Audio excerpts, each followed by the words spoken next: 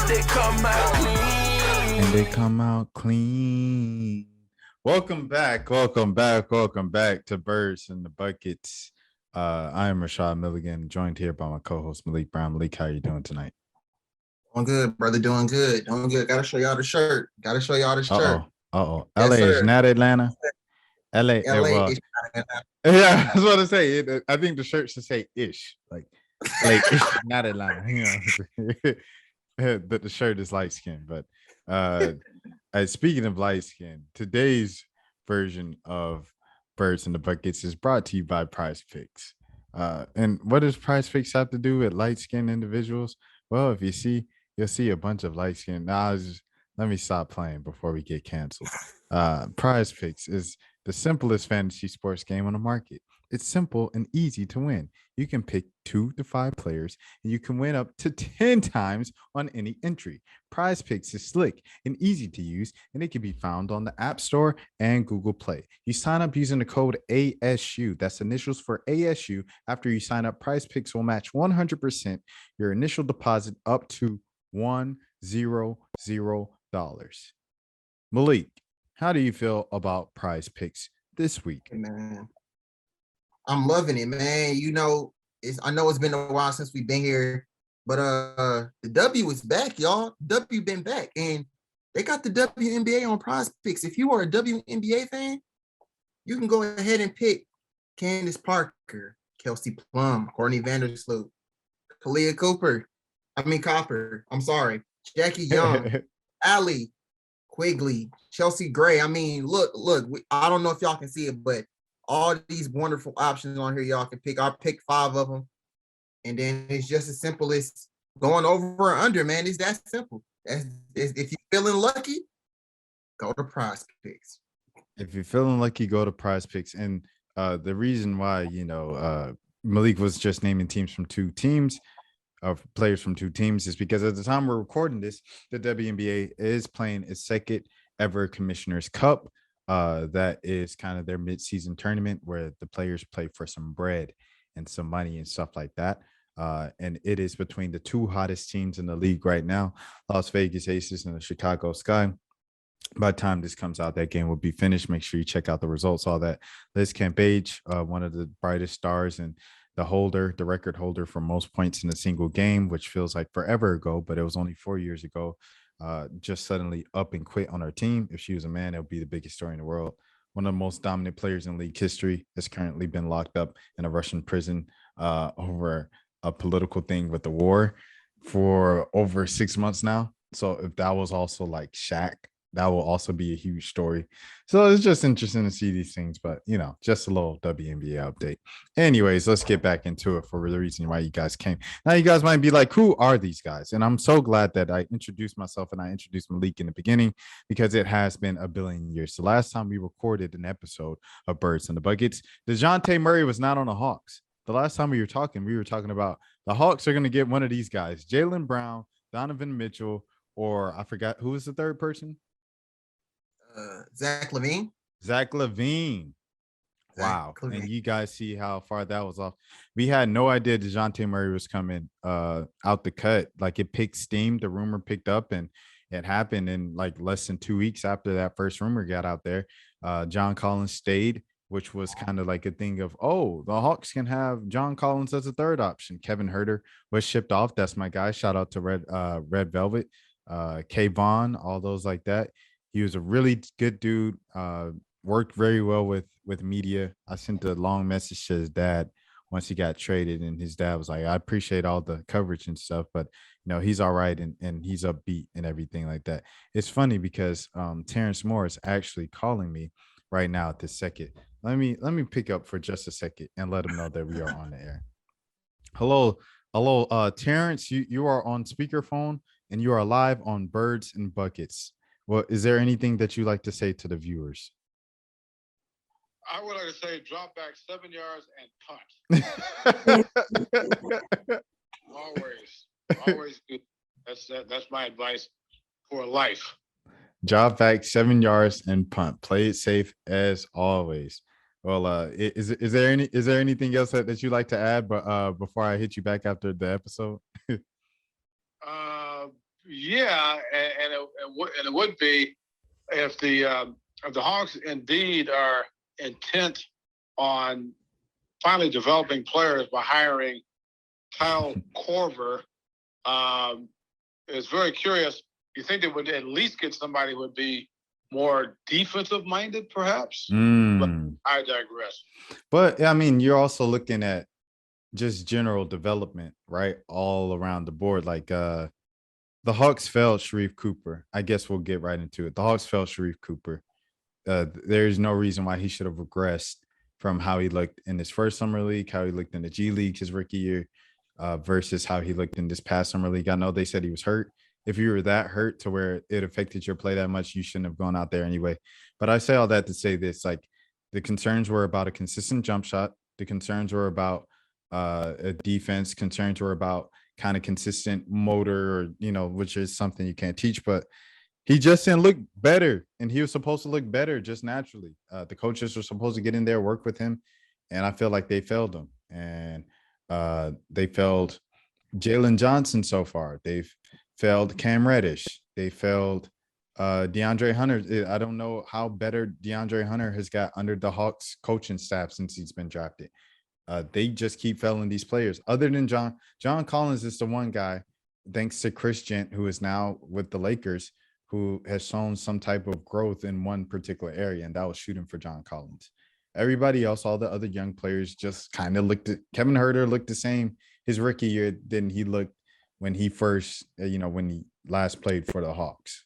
I mean, he improved a little bit defensively. That was kind of it. But he always had a handle. He always could run point. He always could pass the ball. And he – you know what I'm saying? So I just think the entire coaching staff has failed the guys.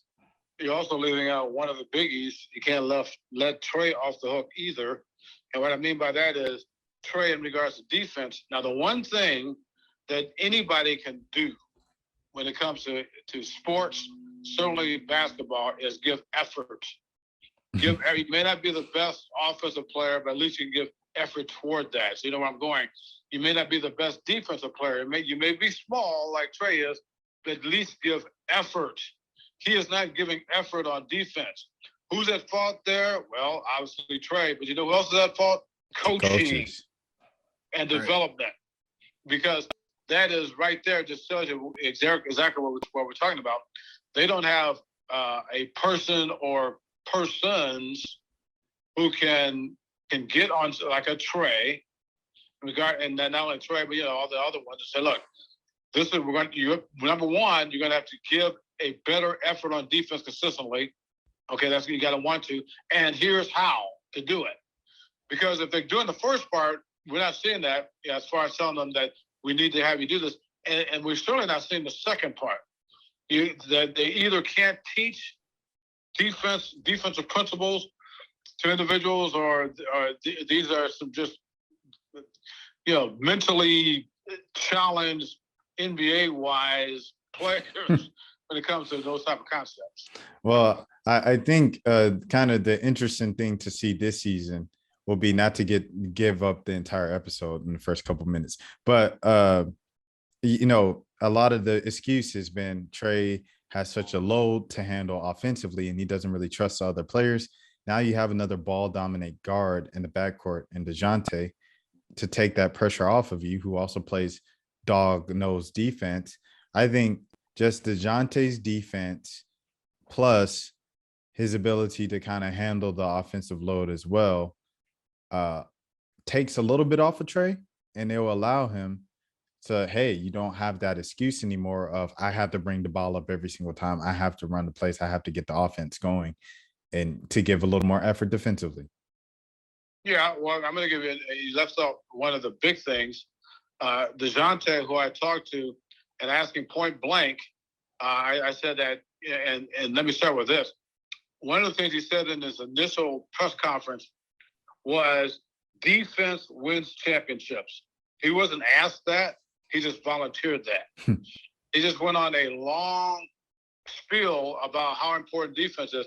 So later when I got to put him aside one-on-one, I said, how willing will you be to get on your teammates, Trey, and not only if, but when they don't play defense. And he immediately said that, oh, I'm definitely going to do that. He said, yeah, I'm definitely going to do that.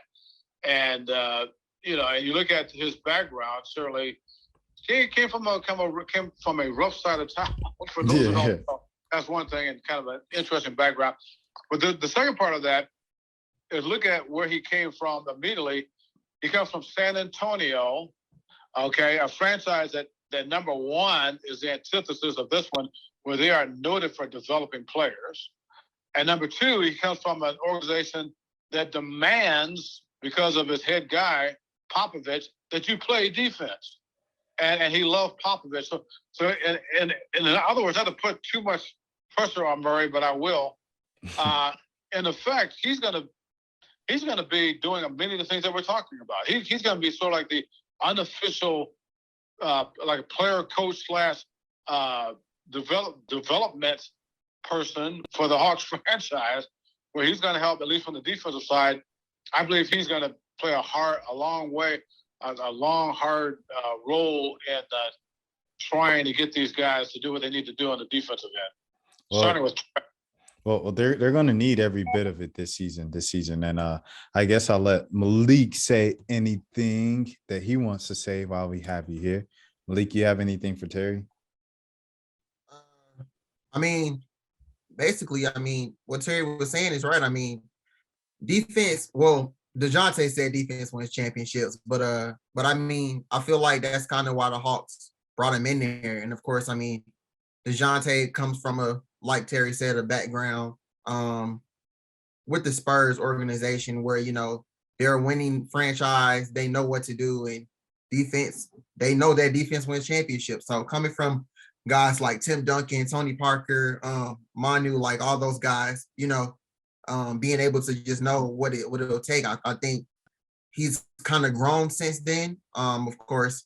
And I think whatever he got from there, and I can't forget to mention Greg Popovich, like the one that kind of makes everything go around. But yeah, just coming from that organization, coming to a Hawks organization that's still quite fairly, pretty young, still trying to learn, I guess, how to win consistently. I think that'll be I think that's pretty good, having a player like him. And his skill set is something that, we've kind of been banking for in Atlanta. You're next to Trey, another ball handler, boom. A defender, boom.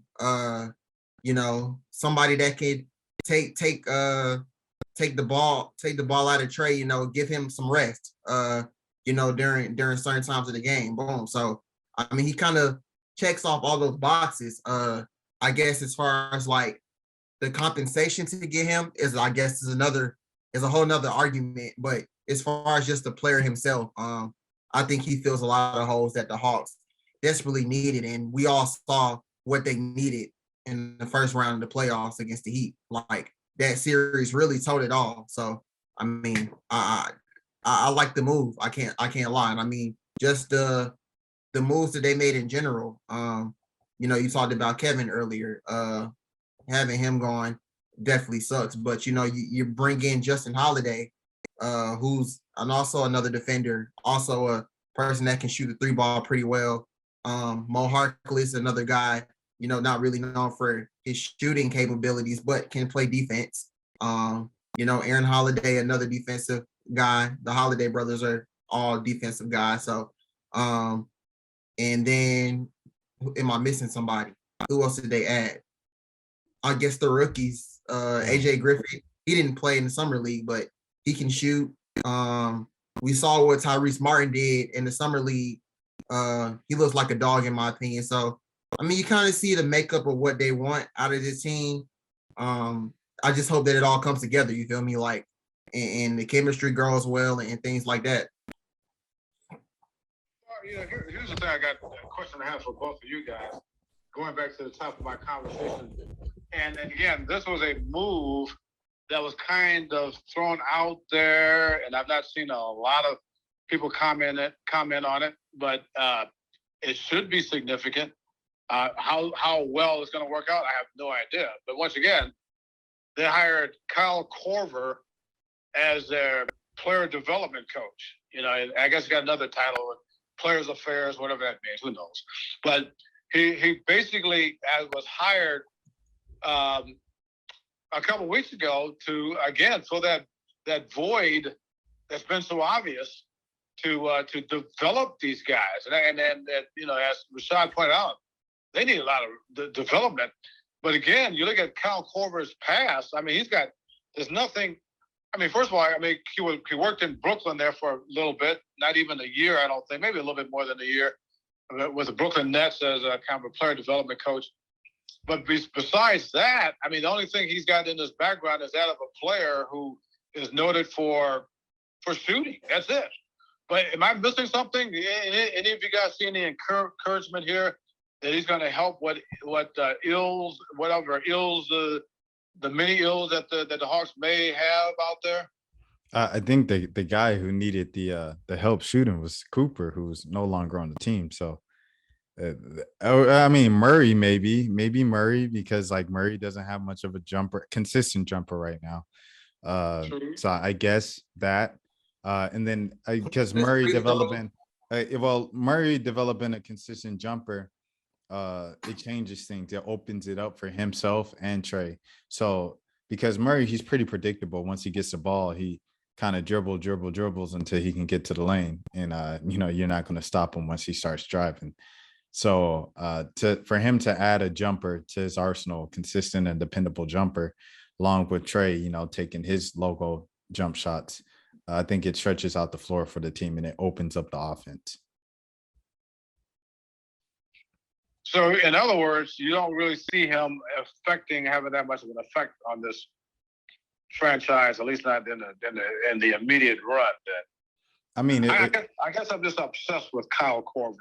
Right? No. I mean, if you got to think, if DeJounte averaged 25-5 or 28-5 last year without a jump shot, what can he do with the jump shot? Right. So, I mean, I think that is a game changer if he gets the jump shot as the lone guy in the rotation who isn't really known for shooting. Yeah, and so that means that if that's the case, if he's going to be essentially what we're saying here, that Korver is still that offensive development guy, then once again, I guess we go back to like maybe Nate McMillan, whose thing has always been defense. Does that mean that puts even more pressure on McMillan this year to show that he is that guy who can get that defensive side across to these guys? Because again, I mean, let's face it, that to me is more than half of what this team is going to have to do if they expect to do anything as far as making the playoffs again and doing anything in the playoffs. Because if they play defense or the lack thereof that they did last year, and they say in New York, forget about it. No, 100%. I do think the pressure is on Nate, because like regardless of whatever Tony and I'm trying to think CEO Steve, well, whatever Tony and Steve say on the radio, the public noise matters, right? So eventually that public noise that they've been hearing for the past 2 seasons is going to catch up to Nate. And if the team doesn't improve from the pit of overall team defense in the league, then I think it's going to get hotter. The seat's going to get hotter, and you're going to see another Lloyd Pierce situation. So yeah, I definitely think that the pressure's on Nate McMillan this season with defense. Well, I'm gonna let you guys carry on with the rest of the show, and hey, I'll be listening. All right, sounds good. Terence Moore, everybody. Thank you so much, sir. I'll hit you back. Thank you. All right, peace. All right, there was a guest appearance right there from Terence Moore, Mr. Sports Unlimited himself. I got things. Well, you want to go into, I guess, since we already talked about DeJounte, we already talked about Cal a little bit. Do you want to talk about Coop? What's your take on Coop? Yeah. I already gave my side. Shoot, man. I mean, the writing was kind of it seemed like he was kind of on the wall after Summer League. It's crazy. I mean, last year was totally different. Like, his summer league performances were like crazy.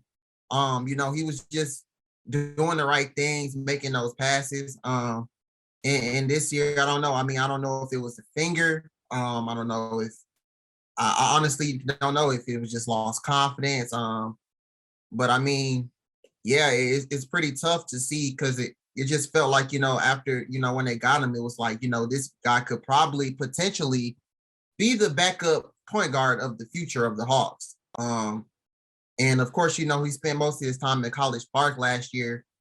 And he had some bright spots in College Park. Like he didn't start off particularly strong in College Park, but towards the end of the season, he really turned it up. Like he was getting triple doubles, double doubles, 45-point game, I believe, 45 or 40 something. Yeah, like he was really really doing his thing. So I don't really know what happened from there to 2 weeks ago or last week where it just seemed like he had just lost all of that. But yeah, man, it's a pretty tough situation, but hopefully he lands somewhere like a young team, like a Detroit maybe, or maybe in OKC. Well, I don't think he won't get any playing time. Yeah, won't get any playing time. But somebody like, I guess, like a Detroit or something like that, I think that'd be pretty cool. But I'm pretty sure you might not get minutes there because I think they signed. Oh, they traded for Kemba Walker. Orlando. Sure. I think they cut Kemba though. They bought him out, I think they did. I think they did because they're talking about him going back to Charlotte. I was like, oh yeah, I did see that. So yeah, I mean, rolling my eyes. It's not if you really just.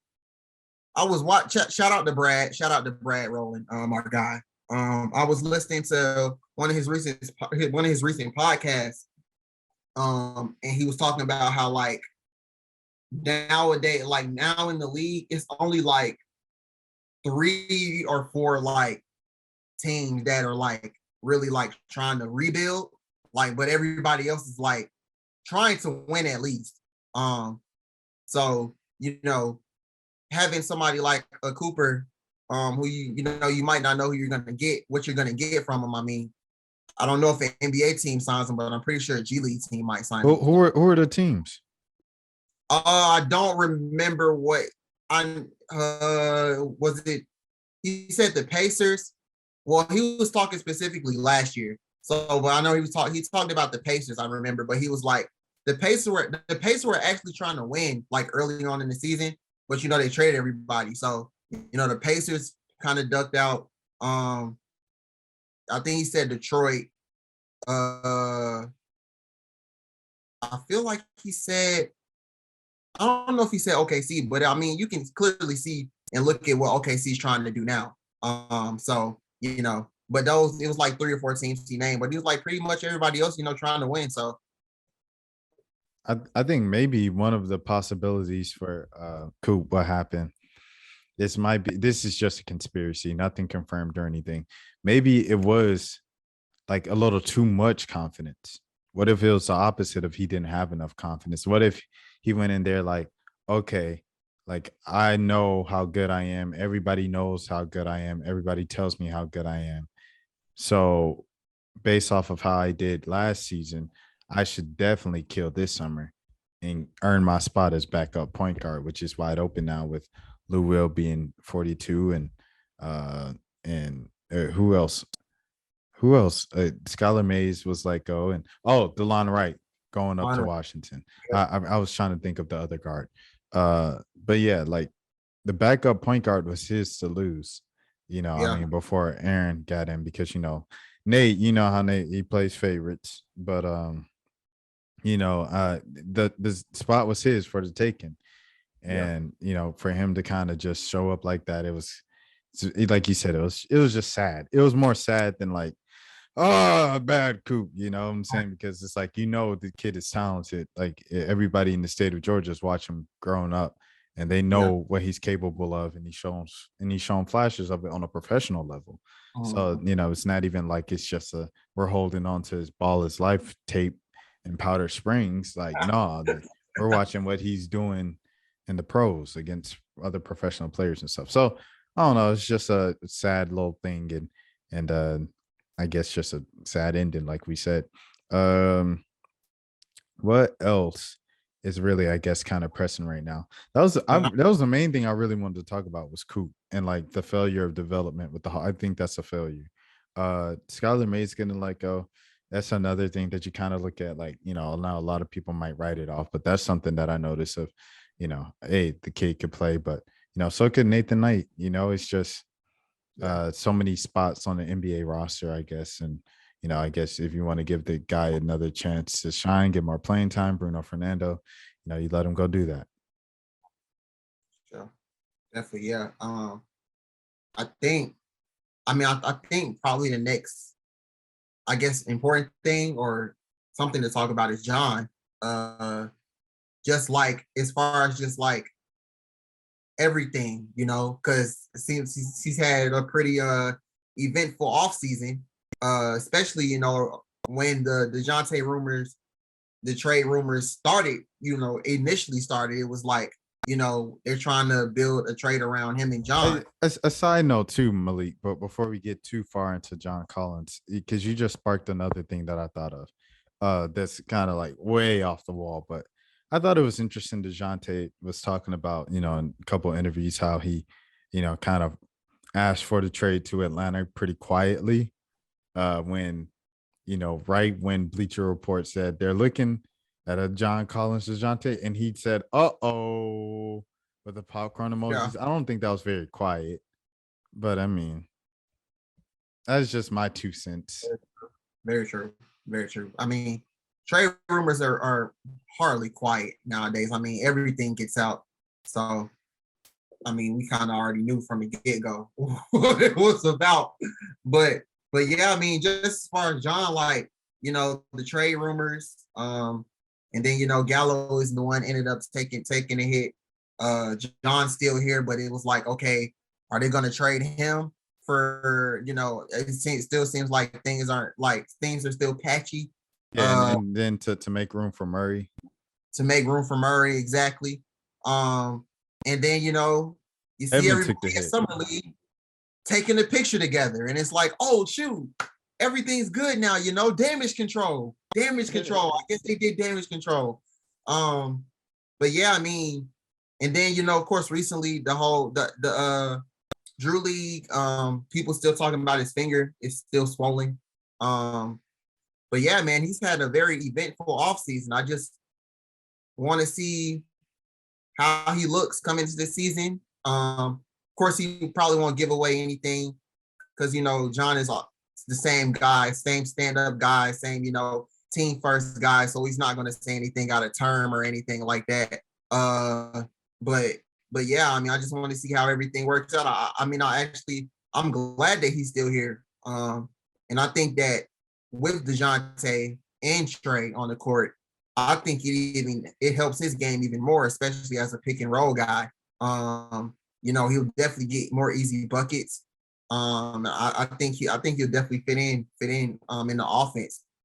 So I mean, I don't know if it'll be $100 million worth of production, but I think he's pretty solid to have as a third option on the team, in my opinion.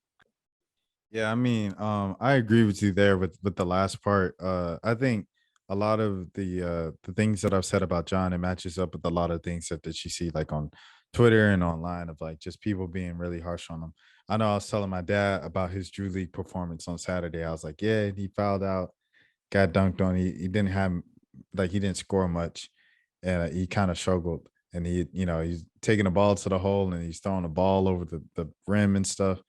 He's like, well, it's a scrimmage, and you don't like John anyway, so there's that. I was like, okay, Dad. So I know like that. That's kind of could be an easy thing of how I come across, but I mean, I think like I discussed this with Malik before, but I kind of like John in that role of number three because he doesn't have to be number two.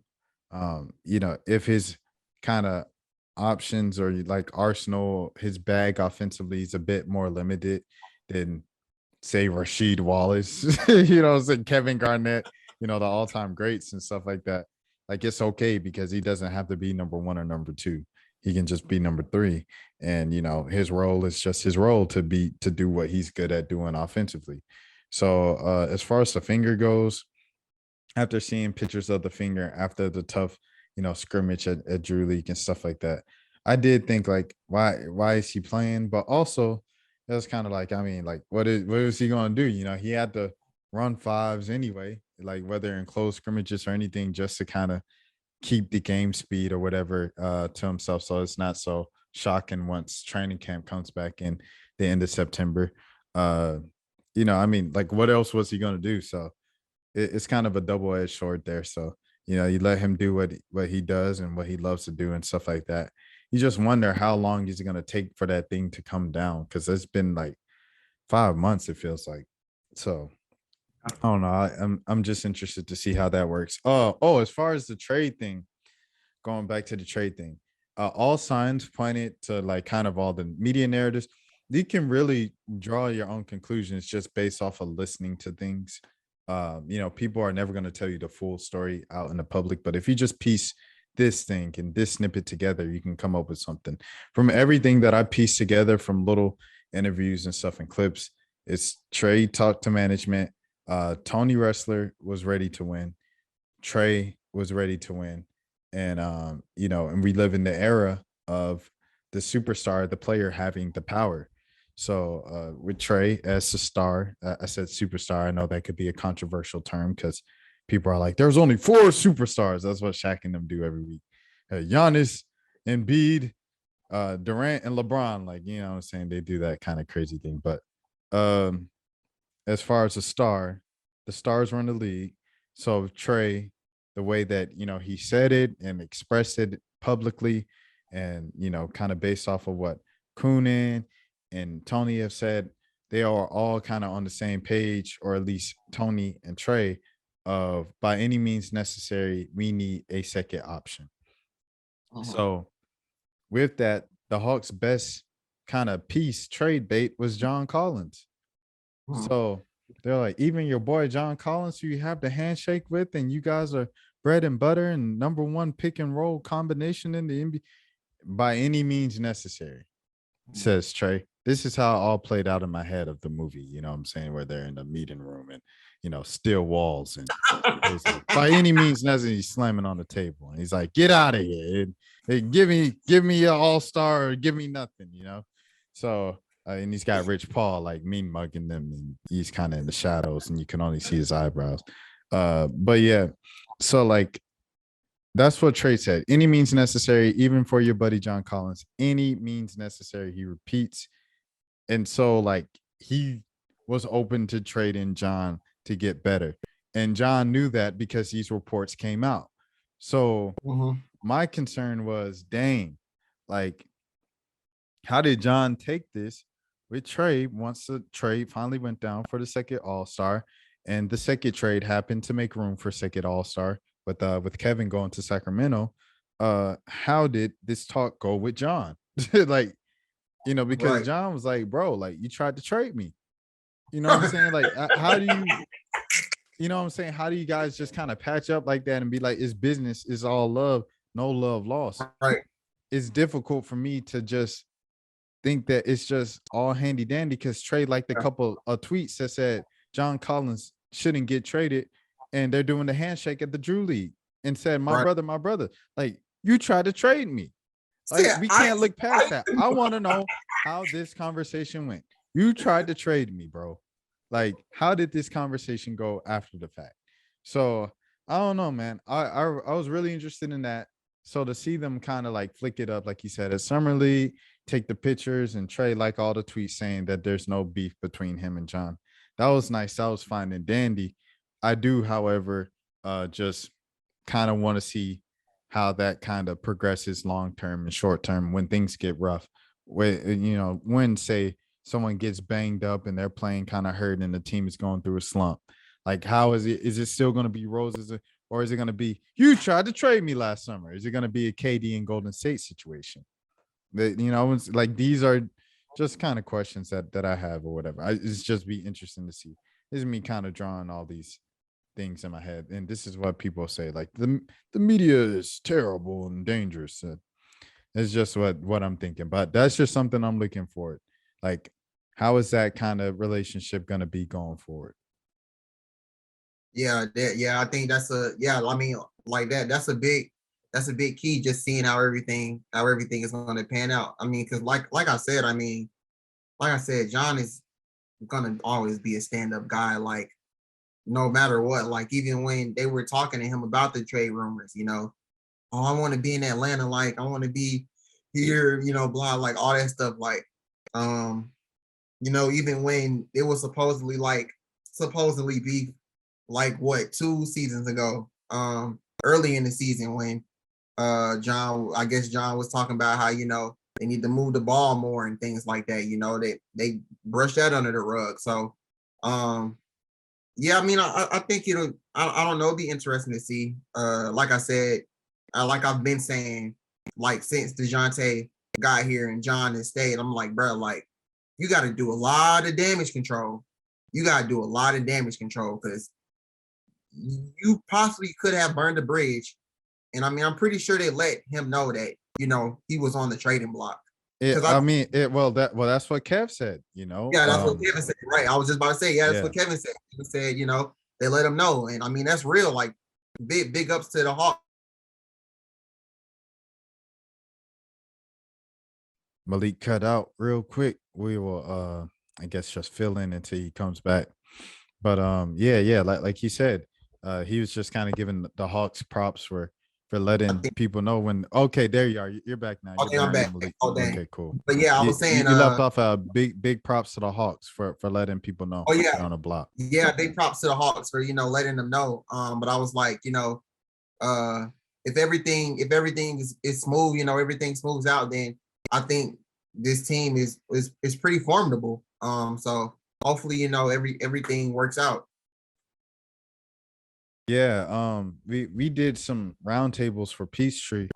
I don't know whenever Zach is gonna put them out, but a couple of the questions were like, what are some of the things you're concerned about in the upcoming season? And I was like, I think depth on the wings and still backup point guard. Because when you lose a guy like Kev and you lose a guy like Cam in the same season, Kevin Knox is gone. You know what I'm saying? Like, even though Kevin Knox didn't play, but I'm just saying he replaced Cam. So you essentially lost Cam and Kev, and you Right. replaced him with, like you said, Mo Harkless earlier and Justin Holiday. It's just, I don't know. That's just something to kind of watch out for, in my opinion, with kind of how non-dependable DeAndre Hunter and Bogey have been as far as availability goes. The best availability is availability. So I don't know, man. That's something that I worry about. And then another thing is, yeah, backup point guard like Aaron Holiday is Aaron Holiday. Is he the lone guy? Is he going to step in from day one? Because offensively, it took DeLon Wright a little kind of, time to kind of get acclimated offensively. He had a couple nights early on. Then he had a cold spell, and Hawks fans called him the worst basketball player in the world, along with TLC. And then in the postseason, everybody loved him. So Right. I mean, it's just gonna be interesting to see how Aaron can do it. It would have been nice to have a Coop behind him. It would have been nice to have a Lou Will or Skyler behind him as a third, fourth string guy. But I don't know. I worry about both of those things still. Yeah, definitely. I mean, I think depth right now isn't how it was last year for sure. Um, I mean, you kind of just got rid of some of your best shooters, in my opinion. And one of your best defenders. So yeah, man, I hope Justin steps up. If Mo Harkless gets minutes, or if you're bringing in Jalen slowly, hopefully he pans out to be what you expect him to be.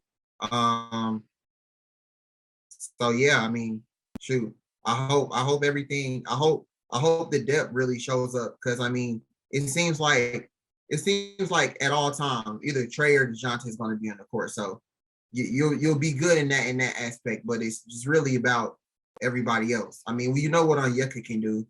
Um, you know what? Well, Bogey is a question mark. Bogey is a question mark.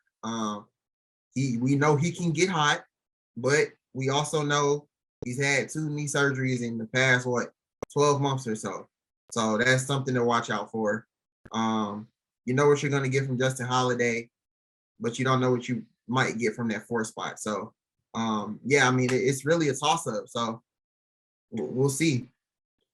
Do you sign guys like Millsap and Kent Bazemore as third, fourth string guys to fill out the roster with vet minimum and stuff? Gotta get Melo. Gotta bring Melo back to the A. Gotta bring Melo back to the A, man.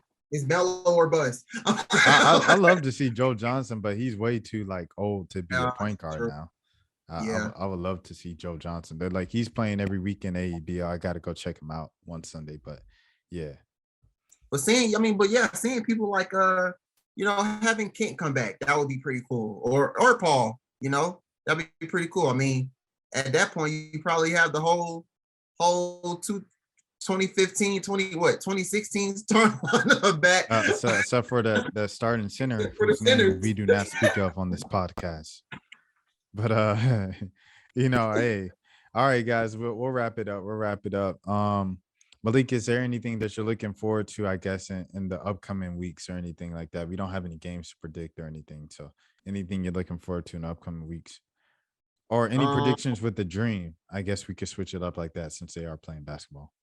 Yeah, Dream. I mean, first of all, pretty solid season so far. They've really showed improvement. They kind of had a rocky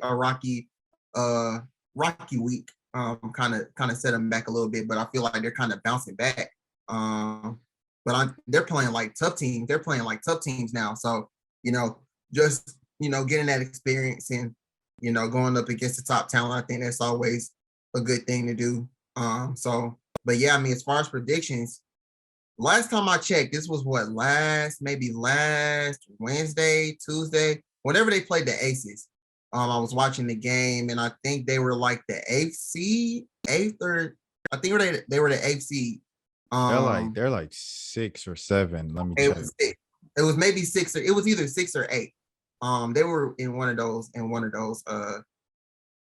spots. But I was like, shoot, I mean, but it was like everybody else below that was kind of in the same spot as well. So I think they'll definitely be fighting towards the end of the season. But shoot, they might get in the playoffs. Yeah, I'm trying to pull it up right now. Okay, I'll pull it up. They are at the AFC, as you said. They had like you said, a good week last week, bouncing back from a tough stretch in July/June, when they kind of crashed back down and went back down to earth. They're 4 games under 500, but there are only 5 teams in the W who have winning records this season. But they won 2 or 3. You see there, they lost the last 2. So I guess there was another game that they recently played. Yes, there was another game they recently played. But as far as the other games, they won 2 or 3 on a road trip where they beat. No. Did they beat the Sparks? I don't know if they beat the Sparks. The Sparks might have won that game. The Sparks did win that game. And then they lost in Seattle. Oh, yeah, you're right. Wait, that was last week. Yeah. I saw a graphic that was like the Dream won 2 or 3 road games. I was like, no, they didn't, because they lost against Seattle. They just won against Vegas, which was like, shouldn't have happened. Yeah. Bro, Indiana already eliminated, bro. They should not be the worst team every single season. That's terrible. But I mean, for the Dream, right now coming to a close, last few games of the regular season, they're probably going to be a single elimination type game deal in the postseason. It depends on who they face, if they'll advance and stuff like that. But it's just a big step in the direction for them. Like you said, it was beyond tough last year. So much drama. The franchise just looked like it was in disarray. It was in pieces. It was in shambles. Public perception was trash. Reputation was ruined. Your lone all-star was bragging about fighting like she was, signed a world star, not the Atlanta Dream of the WNBA. Like the whole thing was a mess, and it was an embarrassment to basketball. So for them to go from that to formidable team in the league again in a few months has been great to see. So salute to them, led by Ryan Howard. and Nas Hillman, still of the drive, as they call her over there in College Park. She's starting to come along, and I think that's very encouraging, regardless of them losing. I think more importantly is Nas Hillman is starting to come on. So that's something to see right there. I think they lose their first game in the single elimination round of the playoffs, but they make the playoffs, and that's better than going 8-24 to honor Kobe Bryant, which they did last season. So, and as far as the Hawks, I don't really have any predictions. I guess it's just to see who they sign to fill out the roster, and I think they might take their time. Or you see these Jaylen Brown rumors. I wouldn't trade John Collins to go reverse for Jaylen Brown. I mean, like, I get the excitement and the thing for it, and if it happens, it happens. That's great. But I mean, you just look at the four position. It's like, bro, like, you got a front court too. Like, someone's got to play the four. I mean, unless you believe in Jalen Johnson that much, who hasn't played in so and so months because his surgery. So, I mean, I don't know. It depends on how much you trust Jalen Johnson, because Onyeka isn't a four. I mean, I know he said next time you see me, I'll have a jump shot, but yeah, I don't know. Maybe if he gets a jump shot, he plays the four. Maybe. I don't know. Who knows? It's the off season, man. Birds in the buckets. Another episode in the books, man. Malik Brown, Rashad Milligan. Malik, where can the people find you on social media? Y'all can find me always Instagram, Twitter, _Malik ATL, man. Y'all know where to find me. I forgot to invite Lauren on this podcast. Dang. I was supposed to invite. All right, next episode, Lauren. Next episode. But yeah, Rashad Milligan. You can follow me on Twitter at Nas Hillman, sleeper of the draft. Until next time, take care of yourselves. And if they come out clean.